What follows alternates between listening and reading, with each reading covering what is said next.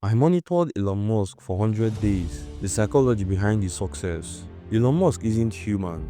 I know how that sounds, but I spent 100 days studying this man's every move, every interviews, every decisions, and every 3 a.m. twist, and I found something that genuinely disturbed me. This guy operates on a psychological framework that most of us can't even comprehend. He's been bankrupt, publicly humiliated, told he would fail 1,000 times, and somehow he's now the richest person on earth. So I broke down everything into 5 psychological pillars, the mental operating system that separates him from everyone else. And I'm warning you now, the third one is going to make you rethink everything you thought you knew about success. Let's get into it. Pillar 1. Delayed gratification on steroids. Here is the first thing that hit me. In 2002, Elon sold PayPal for $180 million. Most people in that situation, they would retire, buy an island, and sip margaritas for the rest of their life. But Elon Musk took that money and bet it all, every single dollar. $100 million into SpaceX, $70 million into Tesla, and $10 million into SolarCity. By 2008, all 3 companies were on the verge of collapse. He was so broke, he had to borrow money from friends to pay rent. The man went from $180 million to borrowing rent money. And here's the crazy part, he could have stopped at any moment, kept $50 million in the bank and played it safe. But he didn't, because Elon Musk doesn't see money the way we do. There is this interview where he said, "I didn't create these companies to get rich. I created them because nobody else was solving the problems that mattered." That level of delayed gratification, where you are actually risking homelessness for a vision, that's not normal human behavior. That's why comfort is the silent killer of ambition. So here's what you take from this. Pick one thing you actually want to be great at. Not kind of good at, but great. And for the next 6 months, put everything you can back into it. You make $1,000 from a side project. Don't upgrade your lifestyle yet. Reinvest it for better tools, better skills, and better positioning. Because here's the truth most people won't admit. The winners don't tap out early. They take the first small wins and use it as rocket fuel for the next level. Pillar 2. Obsessive optimization. Alright, Elon Musk has this thing he calls first principle thinking. It's basically breaking down every problem to its fundamental truths and rebuilding from there. Sounds simple, right? Here's an example. When SpaceX started, everyone told him rockets were too expensive to build and the going rates about $65 million per rocket. So Elon asked a different question. What are rockets actually made of? Aluminium alloys, titanium, copper, and carbon fiber. He calculated the raw material cost. Turns out it's about 2% of the typical rocket price, like 2%. The rest was inefficiency, middlemen, and outdated process. So he built his own rockets from scratch and cut costs by 90%. That's not just working hard, that's thinking on a completely different level. While everyone else was accepting the answer they were giving, Elon was questioning the question itself. And here's what I realized. Most people optimize for comfort. Elon optimizes it for the truth. He doesn't care if the answer is inconvenient. He doesn't care if he means more work. He just wants to know what's actually true and how to make it better. So here is your move. Stop accepting surface level answers. Whatever you are working on, be it business, fitness, relationship, it doesn't matter. Ask better questions. Not how do I do this, but why is this done this way? Break it down. Question assumptions and rebuild from scratch. That's how you 10x results while everyone else is fighting over 10% improvement. Most people are optimizing the wrong things. Elon figured out the right question and then answered them.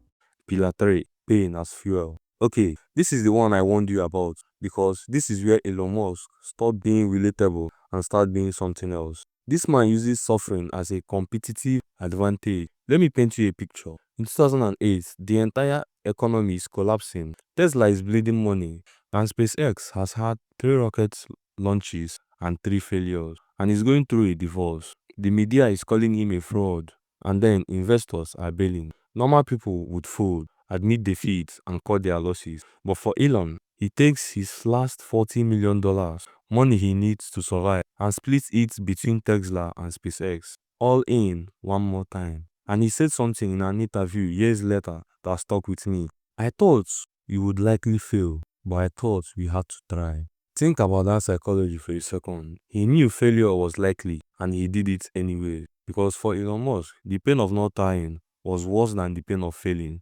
There's a concept in psychology called stress inoculation. The idea that if you expose yourself to controlled suffering, you build immunity to it. Elon didn't read about it, he lived it. When you risk everything multiple times and survive, what's left to be afraid of? So here is the uncomfortable truth. You need to build your pain tolerance. I'm not saying bet your life savings on a rocket company, but I'm saying stop running from hard things. That difficult conversation, have it. That scary project, just start. That workout that makes you want to quit, try and finish it. Because every time you choose comfort over growth, you are training yourself to be weak. And every time you push through something hard, you are building armor. So, for the next 30 days, do one uncomfortable thing every day. Something that scares you, something you would normally avoid. And watch how much tougher you become, not just physically, but mentally. And that is where real strength lives. Pillar 4. Infinite game thinking. This one is deceptive, but it might be the most important. Elon isn't trying to win, he's trying to keep humanity playing. Let me explain. Most entrepreneurs are playing a finite game.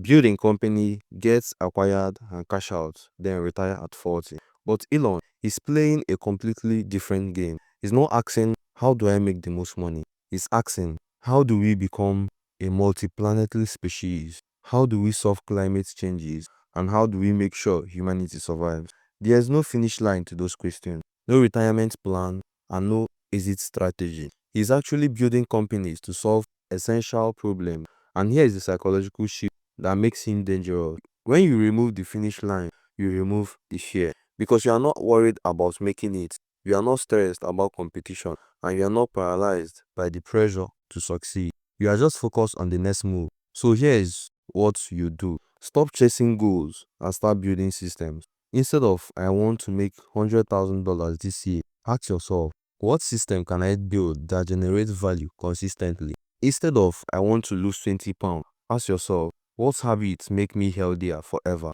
Goals have finish lines, but systems don't. And when you shift your focus from winning once to playing forever, everything changes. You stop stressing about individual failure. You stop comparing yourself to people who got lucky and start building something that lasts. Think in decades, not days. That's how you build something real. Pillar 5. Mission over ego. So here is the final pillar. Elon Musk has completely detached his ego from his wealth.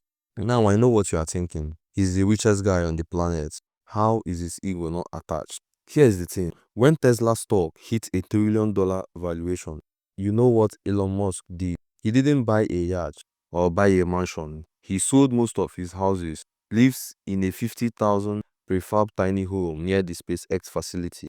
The richest man alive lives in a box. Because for him, money isn't the goal, it is the tool. He's not trying to be rich, he's trying to make the future happen faster. And here's the paradox. The less he cares about the money, the more valuable he becomes. Because when your mission is bigger than your ego, people feel it. They trust you, they root for you, and they want to help you win. That's why engineers take pay cuts to work at SpaceX. That's why people believe in Tesla even when production is a disaster. It's not about the product, it's about the mission. And psychologically, that is powerful. Because most people are selfish. Most people optimize for themselves. But when someone is genuinely trying to solve problems bigger than their own life, it makes you believe that maybe you could do something great too. Elon isn't building company, he's building a movement. So here is the final move. Find a mission bigger than yourself. Ask yourself, if I had unlimited resources, what problem would I actually solve? Maybe it's helping your community, building something that changes your industry. Whatever it is, make that your focus. Not the money, not the recognition, but the mission. Because here's what happens when you do that. People want to help you. They see you are not in it for yourself and they rally. And ironically, that's when the money comes and the opportunity also comes. Everything you've been chasing starts chasing you. So stop asking, what can I get? And start asking, what can I give? So yeah, after 100 days of studying this guy, I realized something. Success isn't about being the smartest or the most talented. It's about being willing to do what others won't. If this changes how you see success, make sure you drop a like and hit that subscribe button And if you want me to break down someone else, drop a name in the comments. I will see you in the next one.